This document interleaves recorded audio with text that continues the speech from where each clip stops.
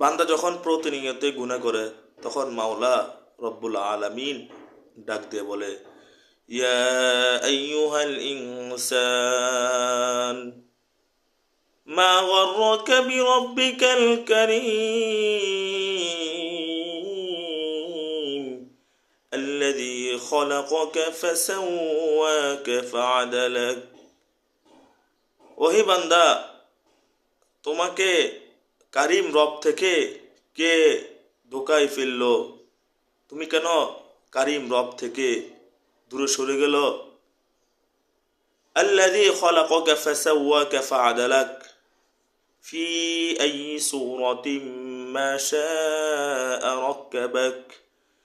যিনি তোমাকে সৃষ্টি করেছেন এত সুন্দর করে যে তোমাকে অন্যদের মতো বানায়নি। তোমাকে কে কারিম রব থেকে ধোকায় ফেললো? খুব শীঘ্রই আমাদের দেহখানা একটি লাশে পরিণত হবে, আর মানুষ তখন আমাকে দেখে ভয় পাবে, ভয়ে পালিয়ে বেড়াবে। কেউ আমাকে দেখতে আসবে না।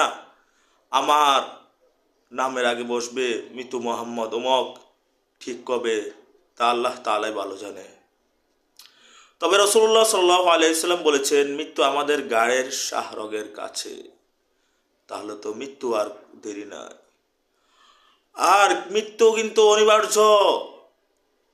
আমরা তা থেকে সম্পূর্ণ গাফেল। মনে হয় আখিরাত একটা ছেলে খেলা। দুনিয়ায় চাইতে 70 গুণ বেশি উত্তপ্ত আগুন মনে হয় আপনার মামুর বাড়ির মোড়া। তা না হলে আপনি এত বেখেয়ালি কেন? কেন তুমি রবকে ভুলে যাচ্ছ? কবরে কালো সাপ ও বিষাক্ত বিচ্ছুগুলো কি নিহাত খামখেয়ালি? তাহলে কেন এত বেখেয়ালি কেন আপনি? সে ব্যাপারে নিশ্চিত আপনি?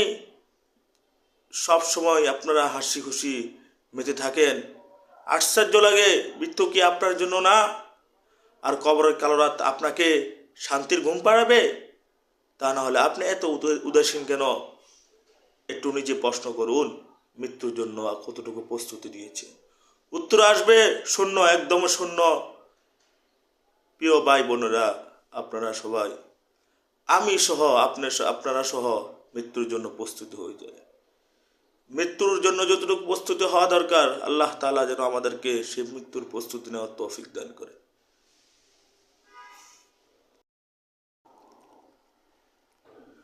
বান্দা যখন প্রতিনিয়তই গুনাহ করে তখন মাওলা রব্বুল আলামিন ডাক দিয়ে বলে, ইয়া আইয়ুহাল ইনসান মা গররাকা বিরব্বিকাল কারীম